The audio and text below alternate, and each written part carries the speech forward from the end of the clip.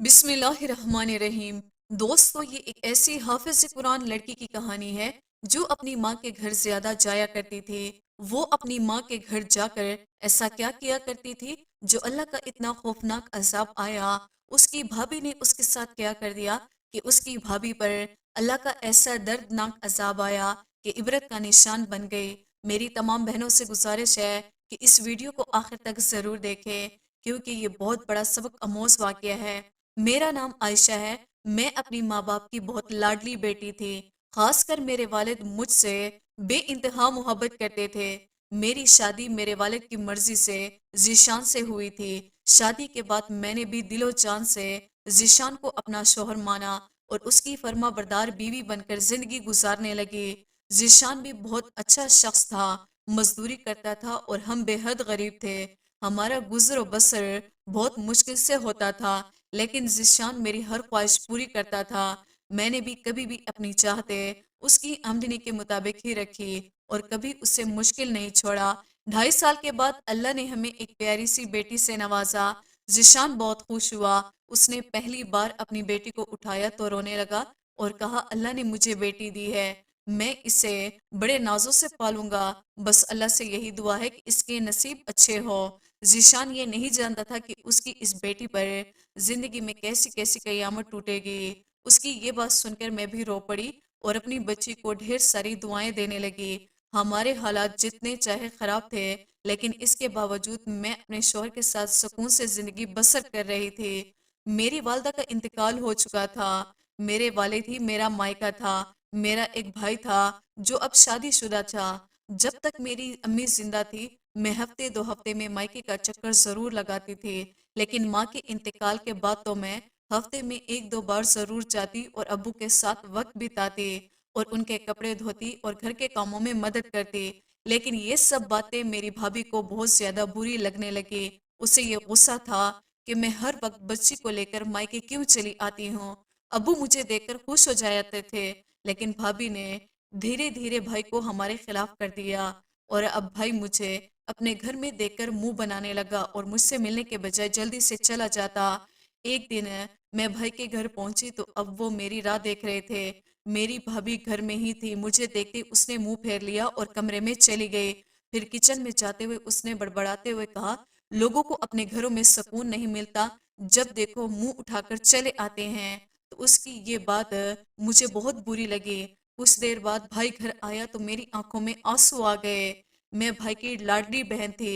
हमारा बचपन एक साथ गुजरा था। मैं उससे छोटी थी, लेकिन बचपन में जो भी चीज स्कूल से खरीदी तो भाई को दे देती थी। भाई ने मुझे रोते हुए देखा तो पूछा, क्या हुआ, क्यों रो रही हो? क्या जिशान ने कुछ कहा है या कोई और परेशानी है? मैंने जल्दी से आंसू पोंछा और कहा, नहीं भाई, बस तुम्हारी बीवी ने मुझे देखकर मुंह फेर लिया और मुझसे एक लफ्ज भी नहीं बोला और फिर तरह तरह की बातें करती रही। मैंने आगे कहा कि मैं यहाँ अबू के लिए आती हूँ, अगर तुम्हारी बीवी को पसंद नहीं तो मैं अब नहीं आऊंगी। भाई ने ये सुना और खामोशी से कमरे में चला गया। उसने जब अपनी बीवी से ये बात कही तो भाभी ने शोर मचा दिया और लड़ने लगी और बात यहाँ तक पहुंची कि उसने कहा कि इस घर में या तो तुम्हारी बहन रहेगी या मैं। जब भी आती है घर का सुकून बर्बाद करके चली जाती है। शादीशुदा है तो अपने घर में क्यों नहीं रहती? रोज अपनी बेटी को लेकर यहाँ चली आती है। मुफ्त की रोटियां जो मिल जाती हैं। भाभी की ये बात सुनकर मेरा वजूद पत्थर का हो गया। अब्बू ने भाभी को डांटना शुरू कर दिया। भाई भाभी और अब्बू आपस में लड़ने लगे। मेरा दम घुटने लगा और मैं खुद को इन सब का कसूरवार समझने लगी कि मेरी वजह से उनके घर में झगड़ा हुआ। मैंने हाथ जोड़कर सबसे माफी मांगी और कहा, मुझे माफ कर दीजिए, आज के बाद मैं इस घर में कदम नहीं रखूंगी।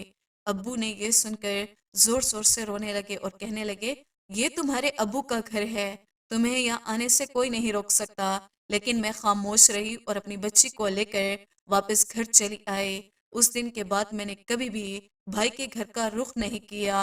अलबत्ता अबू मुझसे जरूर मिलने आ जाया करते थे। मैंने घर आकर जिशान को सब कुछ बता दिया तो जिशान मुझे समझाने लगे कि तुम्हारा भाई अब शादीशुदा है, उसकी अपनी जिंदगी है, आज के बाद तुम वहां नहीं जाओगी, बल्कि अगर तुम्हें अबू से मिलना होगा तो मैं खुद जाकर तुम्हारे अबू को ले आऊंगा। मैं भी खामोश हो गई, لیکن اندر ہی اندر یہ بات تکلیف دینے لگی کہ شادی کے بعد میرا بھائی بدل چکا ہے۔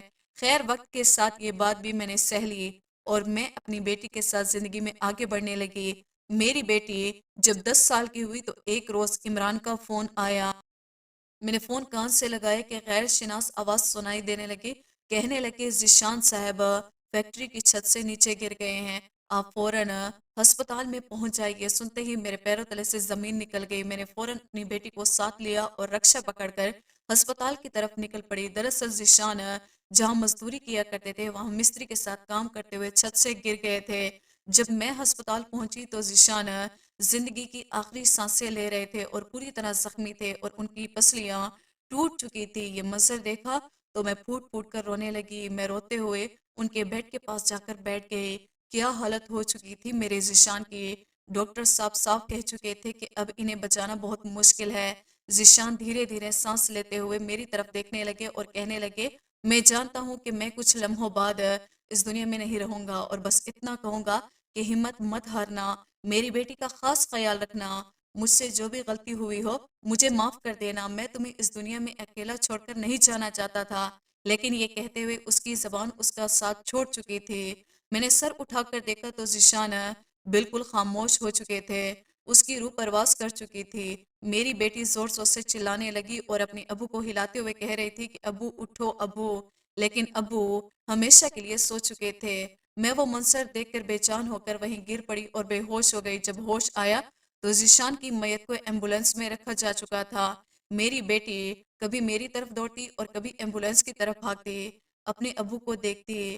میرا شوہر اس دنیا سے جا چکا تھا اور اس وقت ہمارے پاس نہ کوئی عزیز تھا نہ کوئی رشتہ دار، صرف ڈاکٹر اور نرس تھے جو مجھے تسلی دینے کی کوشش کر رہی تھی۔ میں نے بڑی مشکل سے خود کو سنبھالا اور بیٹی کے ساتھ گھر پہنچی۔ محلے والوں کو پہلے ہی خبر مل چکی تھی اس گھر میں کوئی موت واقعی ہوئی ہے، لیکن میری ہمت نہیں ہو رہی تھی کہ ابو یا بھائی کو کال کر کے بتاؤں کہ ذیشان اب اس دنیا میں نہیں رہے۔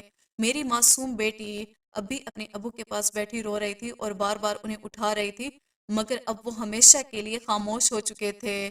کچھ دیر کے بعد ابو پہنچے، میں نے انہیں بتایا تو وہ زیادہ ٹوٹ گئے، ان کے سینے سے لگ کر پھوٹ پھوٹ کر رونے لگی میں۔ بھائی اور بھابھی بھی کچھ دیر بعد آئے۔ ذیشان کو آخری سفر پر لے جایا گیا اور مٹی تلے دفن کر دیا گیا۔ میرا بھائی میری طرف بڑھا اور مجھے سفید چادر اوڑھ دی۔ میری یہ بیوہ کی پہچان تھی۔ ایک وقت تھا جب میں نے لال دوپٹہ اوڑھ کر ذیشان کے گھر دلہن بن کر قدم رکھا تھا اور آج اسی گھر میں سفید چادر اوڑھ کر بیوہ بن گئی تھی۔ مجھے سب کچھ کسی برے خواب جیسا لگ رہا تھا۔ کبھی سوچتی کہ ابھی جاگ جاؤں اور سب ٹھیک ہو جائے گا، لیکن یہ خواب نہیں حقیقت تھی۔ ذیشان اب نہیں رہے، بھائی اور بھابھی تھوڑی دیر بعد واپس چلے گئے، مگر ابو میرے پاس رہے۔ مجھے اپنے کی سہارا چاہیے تھا۔ جس گھر میں ہم رہتے تھے وہ کرائے کا گھر تھا۔ جب میری عدت ختم ہوئی تو ایک دن مالک مکان آیا، اس نے پہلے عمران کے انتقال کا دکھ جتایا اور پھر کہنے لگا بہن مجھے معلوم ہے کہ تمہارے اوپر مشکل وقت آ گیا ہے، لیکن 6 مہینے ہو چکے ہیں اور تم نے اب تک کرایہ نہیں دیا۔ میں بھی مزدور آدمی ہوں اور اس کرائے سے ہی میرا گزارا ہوتا ہے، اگر ہو سکے تو کرایہ دے دو تاکہ میرے بھی حالات سدھر سکے۔ یہ سن کر مجھے اور بھی فکر ہونے لگی۔ 6 مہینے کا کرایہ بہت زیادہ تھا اور میرے پاس کچھ بھی نہیں تھا۔ ابو نے مجھے تسلی دی اور کہا فکر مت کرو بیٹا، میں تمہارے بھائی سے بات کرتا ہوں اور تمہارا کرایہ وہ چکا دے گا اور تمہیں اپنے گھر لے جائے گا۔ ابو واپس گئے تو مجھے امید تھی کہ بھائی میری مدد کریں گے، مگر جب ابو لوٹے تو تھوڑے پریشان لگ رہے تھے۔ میں نے پوچھا کیا ہوا ابو؟ ابو بھائی نے پیسے دے دیے؟ ابو نے ہلکی مسکان کے ساتھ کہا ہاں بیٹا میں پیسے لے کر آیا ہوں، تمہارے بھائی نے دے دیے ہیں۔ کچھ دیر بعد مالک مکان آیا تو ابو نے اسے پیسے دے دیے۔ جب وہ پلٹے تو میں نے پوچھا ابو کیا بھائی نے پیسے دیے تھے؟ تو ابو کی آنکھوں میں آنسو آ گئے اور ابو بولے وہ کہہ رہے تھے ہمارا خود کا پیٹ نہیں پلتا ہے، میں پیسے کہاں سے لاؤں؟ اس لیے میں نے مجبور ہو کر اپنے دوست سے پیسے اٹھا لیے اور اسے کہہ دیے کہ پینشن سے تھوڑا تھوڑا جمع کر کے اسے لوٹا دوں گا۔ یہ سنتے ہی میں رونے لگی، مجھے پتا تھا کہ بھائی بھابھی کو اتنے پیسے نہیں دینے گے۔ ابو بھی کہنے لگے کہ بیٹا اب ہر مہینے کا کرایہ کیسے دیا جائے گا، چلو اب میرے ساتھ میرے گھر چلو۔ مکان کا کرایہ چکانے کے بعد میں نے مجبور ہو کر اپنا سامان پیک کر لیا۔ مجھے پتا تھا کہ اب ہر مہینے کرایہ کون دے گا۔ میں اپنے ابو کے ساتھ مائکے کی دہلیز پر پہنچ گئی، جو اب مائکا نہیں رہا تھا بلکہ میرے بھائی کا گھر ہو چکا تھا۔ میں نے اپنا اور اپنی بچی کا ہاتھ تھامے گھر میں قدم رکھا۔ مجھے دیکھ کر بھائی اور بھابھی چونک گئے اور پریشان ہو گئے۔ سامان کے ساتھ مجھے دیکھ کر بھابھی فوراً بول اٹھی کہ کیا اب یہی رہے گی؟ میرے ابو نے فوراً جواب، بھلا ہمارے علاوہ اس کا ہے ہی کون؟ آج سے یہ ہمارے پاس ہی رہے گی۔ بھابھی بڑبڑاتے ہوئے اپنے کمرے میں چلی گئی اور بھائی بھی منہ بنا کر اپنے کمرے میں چلا گیا۔ میری بچی بہت معصوم تھی، ابھی اپنے باپ کی موت کے صدمے میں بھی تھی، اب کافی چپ چاپ سی رہنے لگی۔ میں نے اپنے ابو کے کمرے میں سارا سامان رکھ دیا اور ہم وہیں ایک کمرے تک سمیت ہو کر رہنے لگے۔ میں نے اپنی بچی کو سمجھا دیا تھا کہ اپنی مامی اور ماما کو تنگ نہ کرنا اور اپنے کزن کے ساتھ کوئی شرارت بھی نہ کرنا۔ میری بیٹی سمجھدار تھی، اس نے سب کچھ سمجھ لیا۔ بھائی کے دو بیٹے تھے، بڑا بیٹا میٹرک میں اور چھوٹا 5ویں کلاس میں پڑھتا تھا، جبکہ میری بیٹی 4تھی کلاس میں پڑھتی تھی۔ کچھ روز یوں ہی گزر گئے۔ میری بھابھی اور بھائی کا دل جیتنے کے لیے گھر کے سارے کام کرنے لگی اور جو بھی کام بھابھی کرنے لگتی میں خود کر دیتی تاکہ ان پر کوئی احسان نہ لگے۔ بدلے میں وہ مجھے 3 وقت کا کھانا دے دیتی اور یہی میرے لیے بہت تھا۔ ایک دن میں بھابھی کے کمرے کی صفائی کر کے باہر نکلی تو کچھ دیر بعد بھابھی نے شور مچا دیا۔ ڈریسنگ ٹیبل پر میری سونے کی انگوٹھی رکھی تھی، وہ کہاں گئی؟ جب میں نے یہ سنا تو میرا چہرہ لال ہو گیا۔ میں کہنے لگی، بھابھی میں نے تو آپ کی کوئی انگوٹھی وہاں پر نہیں دیکھی۔ بھابھی مجھے غصے سے دیکھنے لگی اور بولی، میں نے خود واش روم جانے سے پہلے اتار رکھی تھی، کہیں تم نے تو چوری نہیں کر لی؟ بھابھی کی یہ بات سن کر میرا وجود تھم گیا اور میں نے اپنے کانوں کو ہاتھ لگاتے ہوئے کہا، میں ایسا بھلا کیوں کروں گی؟ آپ کی چیز چرا کر میں کیا کروں گی؟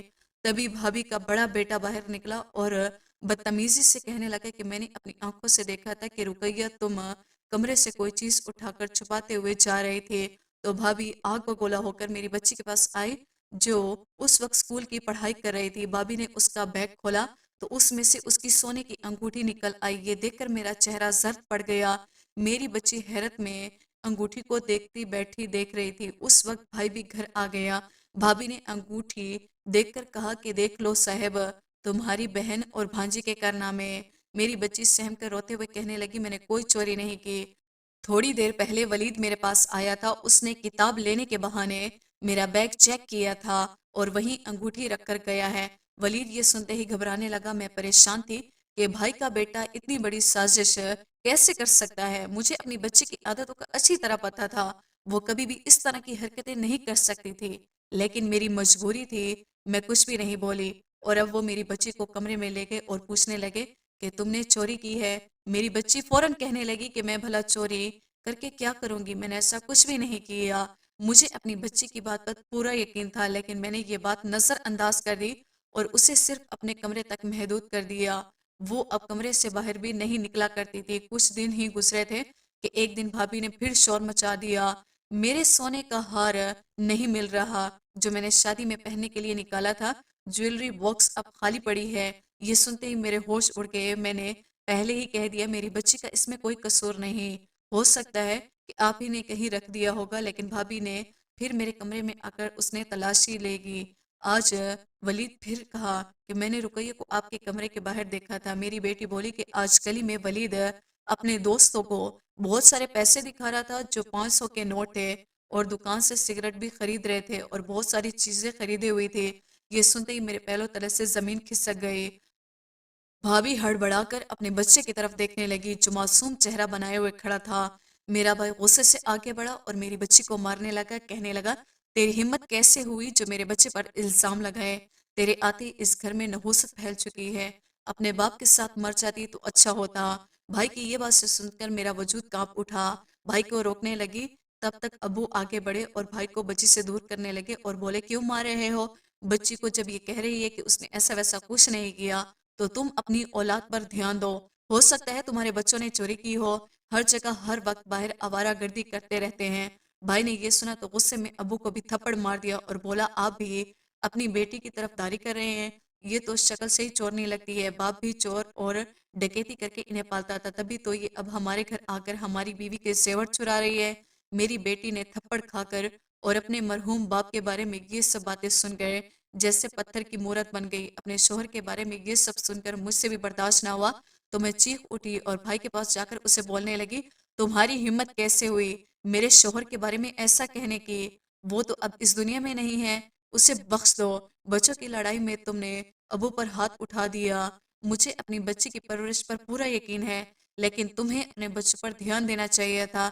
جب ابو کہہ رہے ہیں تو تمہیں اپنے بیٹے کی بھی تحقیقات کر لینی چاہیے۔ تبھی بھابھی نے آ کر مجھے تھپڑ مارا اور بولی، ہمارے ٹکڑوں پر پلتی ہو اور ہمیں ہی باتیں سناتی ہو، دفع ہو جاؤ ہمارے گھر سے۔ میں غصے میں بول پڑی کہ آپ کے گھر کا احسان کافی ہے جو اب تک ہمیں رکھا۔ بھائی غصے میں آ کر بولا کہ ابو کو بھی ساتھ لے کر دفع ہو جاؤ، اور اب اور بوجھ میں نہیں اٹھا سکتا، خبردار جو تم لوگوں نے دوبارہ اس گھر میں قدم رکھا۔ یہ کہہ کر بھائی چلا گیا۔ اب میں کیا کرتی، برداشت کرنا میرے بس سے باہر ہو گیا تھا۔ میں نے مجبوری میں اپنا سامان پیک کیا اور جب ابو کو اٹھانے لگی تو اچانک وہ پیچھے گر گئے اور بالکل ٹھنڈے پڑ چکے تھے۔ میں گھبرا گئی اور انہیں ڈاکٹر کے پاس لے گئی۔